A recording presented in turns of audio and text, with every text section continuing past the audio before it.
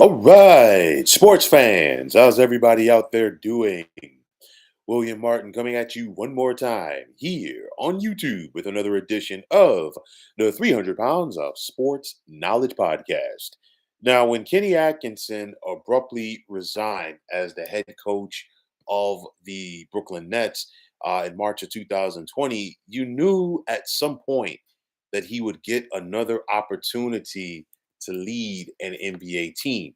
That opportunity has come now for Kenny Atkinson as he is in his first year as the head coach of the Cleveland Cavaliers. And so far this season, the Cavs are setting the pace in the National Basketball Association as Cleveland's 23-4 mark is the best in the league.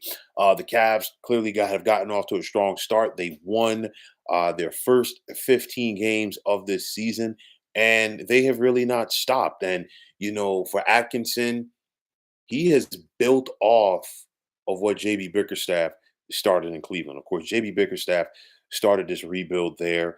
The Cavs have been a playoff team in each of the last 2 years. They won 99 games over the last 2 years under JB Bickerstaff.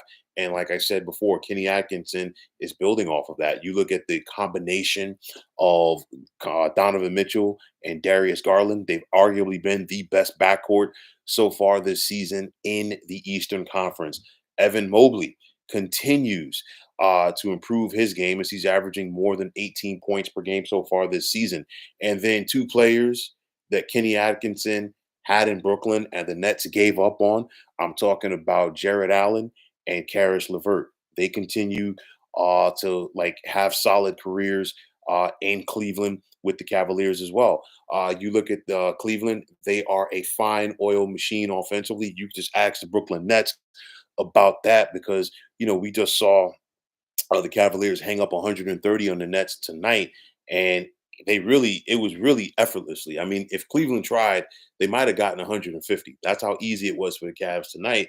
But nonetheless, for Cleveland, we're talking about a squad that is second in points per game so far this season and the NBA. They're tops in field goal percentage. They're making more than 50% of their field goals. They also are the top 3-point shooting team in the league. And you just look at the efficiency, the ball movement, the cutting to the basket, not playing selfish, you name it. Cleveland checks all of the boxes, okay, in all of those categories. And that's a big reason why they are 23-4 so far this season. And they are well on their way to winning 60 games at least during the regular season. So I'll pose the question to anybody like this.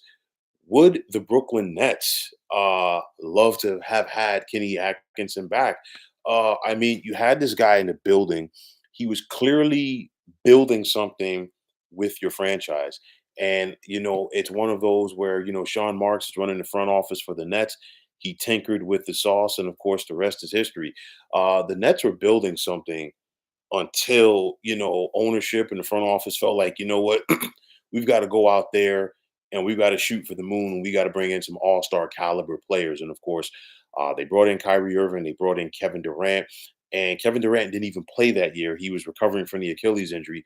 Kyrie hardly played, and the next thing you know what, Kenny Atkinson was like, what, I've had enough and I'm going home. And I think that's important because you think about it, by Atkinson's third year, and of course, he was charged with that rebuild for the Brooklyn Nets once upon a time. And of course, the Brooklyn Nets are rebuilding go hand in hand. But nonetheless, he took that team from nothing. He got them to the postseason in 2019. They actually had a winning record that year. And if you go back and look at it with the Brooklyn Nets, they were building a team. D'Angelo Russell had finally started to figure it out in the NBA. Of course, he was part of that sign and trade that sent Kevin Durant from the Warriors to the Nets. But then, like I said before, Karis LeVert was a part of that team. Jared Allen, Spencer Dinwiddie, Joe Harris, and others. And the Nets were building something. And then, of course, they went for it. They brought in Kyrie. They brought in Kevin Durant. And you know what? Them and the head coach, it just was like oil and water. Kenny Atkinson, he had seen enough. And nonetheless, what did the Nets really get for it? A couple of trips to the playoffs, one trip to the second round, and Kevin Durant, he's continuing his career with the Phoenix Suns, and of course Kyrie is with the Dallas Mavericks. You also saw the Nets try it with James Harden and others, and I mean, it just has not worked out. Okay, but the bottom line is Kenny Atkinson knows how to coach. He went to Golden State. He was an assistant there for the Warriors, and he's finally gotten that other opportunity. And I think you know what, he's making the most of it, and it's credit to him. You look at Cleveland right now; they're right there in the mix in the East, and of course. For the Cavs, it's going to come down to what they can do in the postseason against the likes of the Boston Celtics, the New York Knicks, and the Milwaukee Bucks. Okay, those to me, I think, are going to be the top contenders in the East, along with the Cavaliers. Come playoff time, and you look at the depth of the Knicks; they're starting to get things going. You look at the Boston Celtics, and they're really not even fully healthy yet. And the Celtics are right there; they're just a game and a half behind the Cavaliers.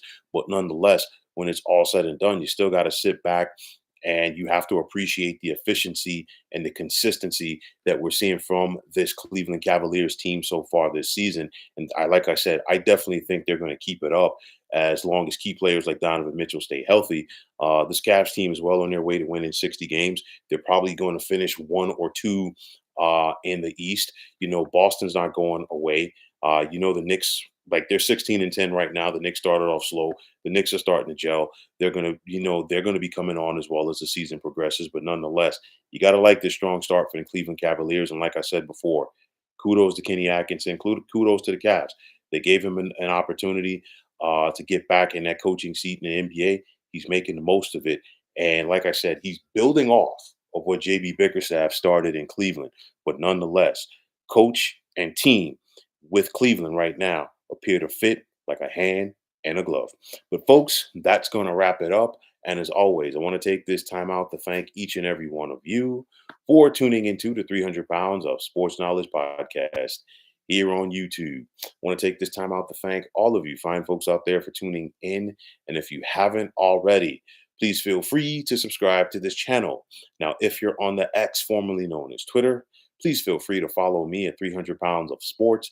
And like I always say, if you follow me, it will be my pleasure to follow you right back. There's also the sports discussion group on Facebook at the Sports Depot 365. Now you can check it out. Drop a line and be a part of one of the better sports debating sites going on social media. So once again, fine folks, my name is William Martin. I am signing off. I'm saying take care and have yourselves a wonderful day.